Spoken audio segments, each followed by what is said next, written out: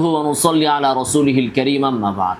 লালমনিরহাট থেকে মাহাদি হাসান নামে এক ভাই প্রশ্ন পাঠিয়েছেন, যৌতুকের মাল বা টাকার দ্বারা কি সাহেবে নেসাব হবে কি না কুরবানির ক্ষেত্রে।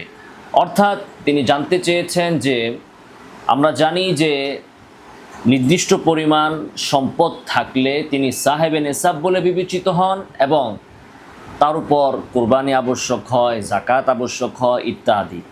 তো কারো কাছে যদি যৌতুকের সম্পদ থাকে, টাকা থাকে, তাহলে এই অর্থের কারণে, টাকার কারণে তার উপর কুরবানি ওয়াজিব হবে কিনা এবং সাথে সাথে এই টাকা দিয়ে কুরবানি দিলে কুরবানি আদায় হবে কি না।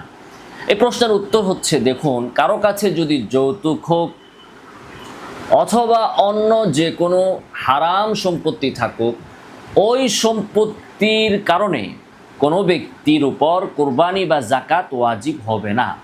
বরং কারো কাছে যদি যৌতুকের সম্পদ থাকে অথবা অন্য কোনো সোর্স থেকে হারাম সম্পদ থাকে, তাহলে ওই সম্পদ পুরোটাই তার প্রকৃত মালিকের কাছে ফিরিয়ে দিতে হবে।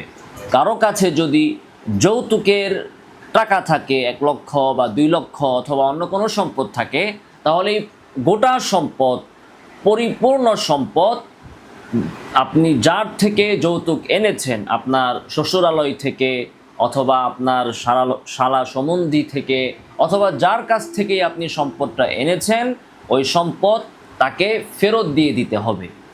এই সম্পদের দ্বারা কারো উপর কুরবানি ওয়াজিব হবে না। এই সম্পদের কারণে কেউ সাহেবে নেসাব হয়ে কুরবানির উপযুক্ত বা কুরবানি ওয়াজিব হয়েছে বলে বিবেচিত হবে না।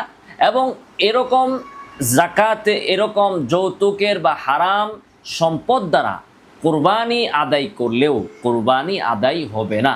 এই সম্পদ তার প্রকৃত মালিকের কাছে ফিরিয়ে দিতে হবে। যৌতুকের অর্থ, আপনি যদি আপনার শ্বশুরালয় থেকে নিয়ে থাকেন, তাহলে তাদের কাছে আবার ফেরত দিয়ে দিতে হবে। এর দ্বারা কুরবানি আদায় হবে না। আল্লাহ সুবহানাহু ওয়া তাআলা আমাদেরকে হারাম সম্পদ থেকে বেঁচে থাকার তৌফিক দান করুন। আমিন ওয়া আখিরু দাওয়ানা আলহামদুলিল্লাহি রাব্বিল আলামিন।